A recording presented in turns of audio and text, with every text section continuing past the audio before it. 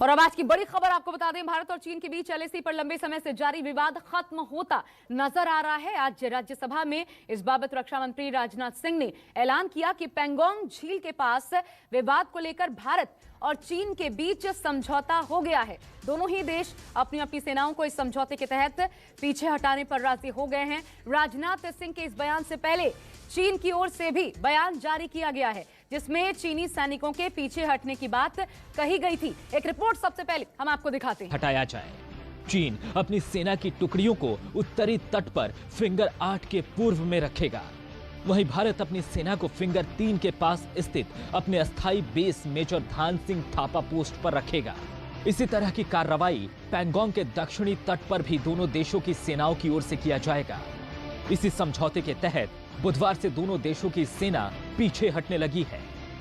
चीन के साथ पैंगोंग लेक के नॉर्थ एवं साउथ बैंक पर डिसएंगेजमेंट का समझौता हो गया है और इस बात पर भी सभापति महोदय इस बात पर भी सहमत हो गई है कि पैंगोंग लेक से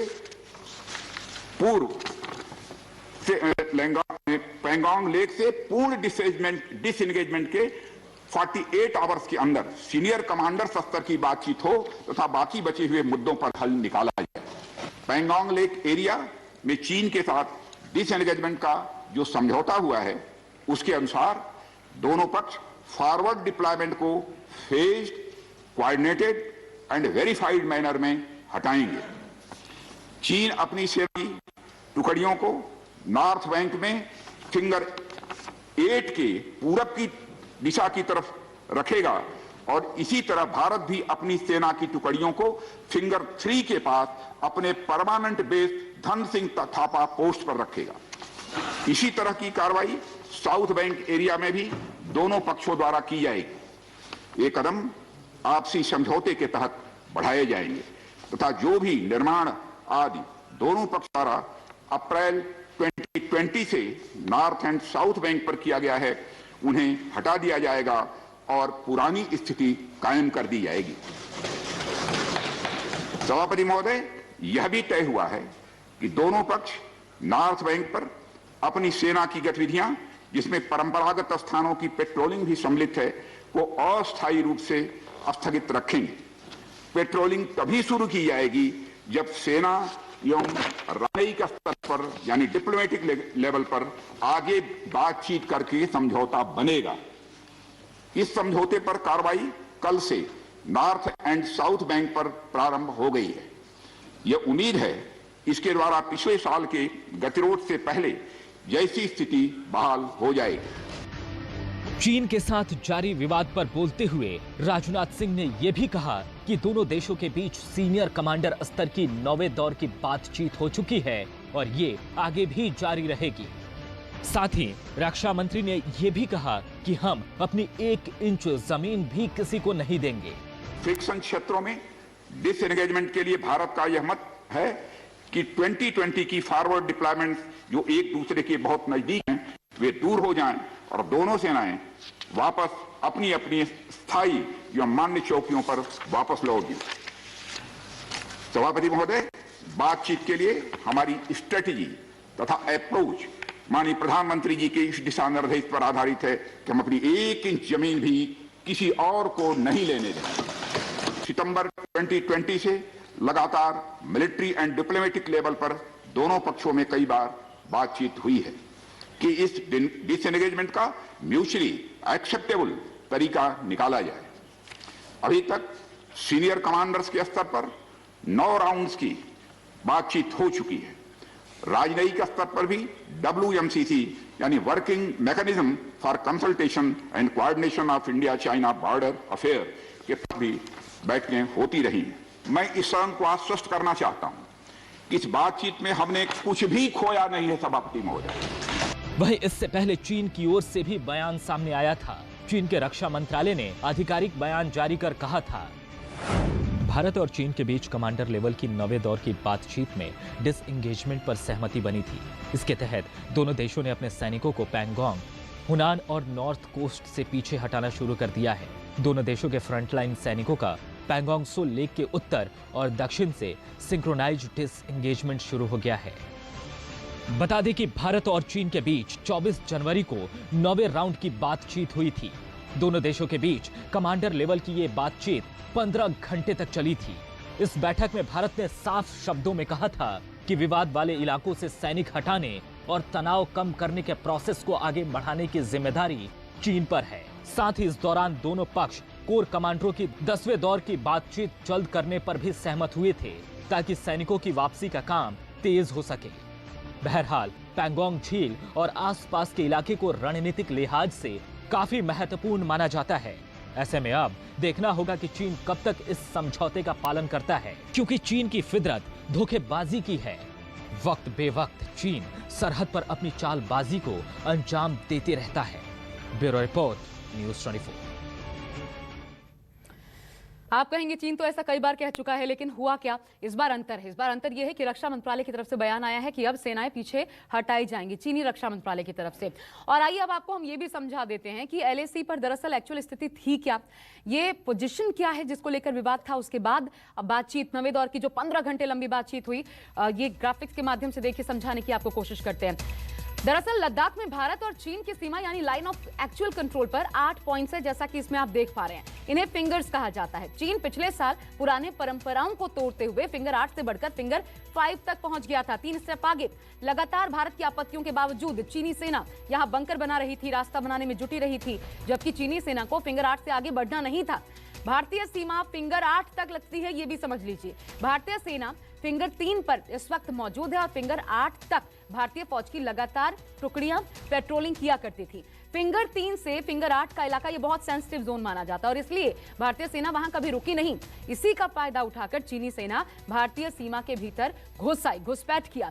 अब 9वें दौर की जो बातचीत हुई 24 जनवरी को, 15 घंटे लंबी, उस बातचीत के बाद दोनों देशों के बीच इस बात पर समझौता हो गया है कि भारतीय सेना वापस फिंगर 3 पर ही रहेगी, जबकि चीनी सेना को फिंगर 8 पर वापस लौटना पड़ेगा। फिलहाल दोनों देश फिंगर 3 से फिंगर 8 के बीच पेट्रोलिंग नहीं करेंगे अभी, यानी ये इलाका जो है वो नो मैंस लैंड रहेगा। भारतीय सेना की पेट्रोलिंग पर आगे बातचीत भी की जाएगी, क्योंकि पहले हम 3 से लेकर के 8 तक लगातार पेट्रोलिंग किया करते थे, लेकिन अभी जब नो मैंस लैंड रहेगा तो इस पेट्रोलिंग को लेकर के आगे जो 10वें दौर की बातचीत होगी, अब आगे जो कमांडर स्तर की बातचीत होगी, उसमें ये चीजें डिफाइन की जाएंगी। और अब चलिए बढ़ते हैं आगे। बात मिशन बंगाल की कहते हैं, क्योंकि गृह मंत्री का बंगाल दौरा हुआ है। मिशन बंगाल पर कूच बिहार पहुंचे बीजेपी नेता और गृह मंत्री अमित शाह एक बार फिर सीएम ममता बनर्जी पर हमलावर दिखे, करारा वार किया सीएम ममता बनर्जी पर। अमित शाह ने कहा ममता दीदी के पास गुंडे हैं, आरोप लगाया कि गुंडे उन्हें चुनाव जिताते हैं। साथ ही अमित शाह ने यह भी कहा ममता दीदी को जय श्री राम का नारा अपमान लगता है। इसके अलावा शाह ने यह भी कहा कि ममता दीदी अपने भतीजे का कल्याण करने में लगी हुई हैं। अभिषेक बनर्जी को इंगित करते हुए अमित शाह ने कहा कि उनका कल्याण करने में लगी हुई हैं बनिस्पत बंगाल के। ये बंगाल के अंदर माहौल ऐसा कर दिया कि जय श्री राम बोलना माने गुनाह है। अरे ममता दीदी, बंगाल में जय श्री राम नहीं बोलना जाएगा तो कहां पाकिस्तान में बोला जाएगा क्या? मुझे बताओ भाइयों, बताओ बहनों, जय श्री राम बोलना चाहिए या नहीं बोलना चाहिए? बोलना चाहिए या नहीं बोलना चाहिए? अबे ममता दीदी को इससे अपना अपमान लगता है। क्यों ममता दीदी, आपको क्यों अपमान लगता है? पूरा देश और देश दुनिया भर में फैले हुए करोड़ों लोग हमारे आराध्य श्री राम को याद कर गौरव महसूस करते हैं, गौरव। मगर आपको तकलीफ होती है क्योंकि आपको तुष्टीकरण कर एक वर्ग विशेष के वोट चाहिए। क्यों भाई, इनके वोट नहीं है क्या? ये सभी तो जय श्री राम बोल रहे हैं। मैं आपको वादा कराता हूं, चुनाव समाप्त होते हुए ममता दीदी भी जय श्री राम बोलती हो जाएगी, आप चिंता मत करिए। ये सारी योजनाएं, 115 योजनाएं जो नरेंद्र मोदी जी ने बनाई है, वो सारी गरीबों के लिए है। ये ममता दीदी रोक कर बैठी है। मोदी सरकार गरीब कल्याण के लिए प्रतिबद्ध है, ममता सरकार भतीजे कल्याण के लिए प्रतिबद्ध है। उनका दिन रात ध्यान एक ही चीज में है कि कब मेरा भतीजा मुख्यमंत्री बन जाए, कब मेरा भतीजा मुख्यमंत्री बन जाए। अगर ये तो हमारे दिलीप घोष ने लड़ाई न ली होती तो वो घोषणा भी कर चुकी होती कि अगली बार भतीजा मुख्यमंत्री बने। और बंगाल के बाद अब चलिए बात महाराष्ट्र की। महाराष्ट्र में राज्य सरकार और गवर्नर भगत सिंह कोश्यारी में एक बार फिर विवाद देखने को मिला है। जानकारी के मुताबिक गवर्नर कोश्यारी को सरकारी विमान नहीं दिया गया। इस विवाद के बीच एक खबर सामने आ रही है कि गवर्नर कोश्यारी को सरकारी विमान नहीं दिया गया। गवर्नर चमोली हादसे के बाद उत्तराखंड जा रहे थे। वहीं शिवसेना प्रवक्ता संजय राउत का कहना है कि उद्धव सरकार नियम कानून पर चलने वाली सरकार है। निजी यात्रा के लिए सरकारी विमान के इस्तेमाल की इजाजत नहीं दी जा सकती। शिवसेना के वरिष्ठ नेता संजय राउत जी, आज जो राज्यपाल हैं भगत सिंह कोश्यारी, उन्हें जाना था उत्तराखंड। वो 15 मिनट तक सरकारी विमान पर थे, लेकिन उनको इजाज़त नहीं दी गई जाने के लिए। उन्हें फिर कमर्शियल फ्लाइट से जाना पड़ गया। देखो, मैं दिल्ली में हूँ, सरकारी फ्लाइट मुंबई में है, राज्यपाल साहब मुंबई में थे, सरकार मुंबई में है। लेकिन मुझे अभी जानकारी मिली है ऐसा है कि राज्यपाल निजी कारणों के लिए अगर फ्लाइट का इस्तेमाल करते हैं तो सरकार की अनुमति लगती है। और ये भी मुझे मालूम नहीं कि निजी कामों के लिए कोई इस प्रकार से सरकारी फ्लाइट का इस्तेमाल कर सकते हैं नहीं, वो ज़्यादा जानकार है। राज्यपाल मुख्यमंत्री रहे हैं एक राज्य के, गृह मंत्रालय के निर्देश के अनुसार सरकार काम करती है। इस मामले में राज्यपाल का सुरक्षा का भी मामला होता है, तो देखना पड़ेगा क्या है। जो जानकारी मिल रही है राज्यपाल भवन से कि उनको जानकारी दे दी गई थी, आपदा का समय है, वहाँ पर वो जा रहे थे अपने जो इलाके है, और ऐसे टाइम पे और 15 मिनट तक उनको बैठना पड़ गया। आपदा का समय है तो वहाँ के मुख्यमंत्री है ना, वहाँ भी राज्यपाल है, वहाँ भी सरकार है। ये राज्यपाल महोदय तो महाराष्ट्र के राज्यपाल है, उनका गृह निवास वहाँ पर है, सब ठीक है। लेकिन वहाँ महाराष्ट्र से भी बहुत मदद जा रही है, हम लोग वहाँ मदद कर रहे हैं ना। लेकिन वहाँ एक सरकार है, चुनी हुई सरकार है, वो भी बीजेपी की सरकार है।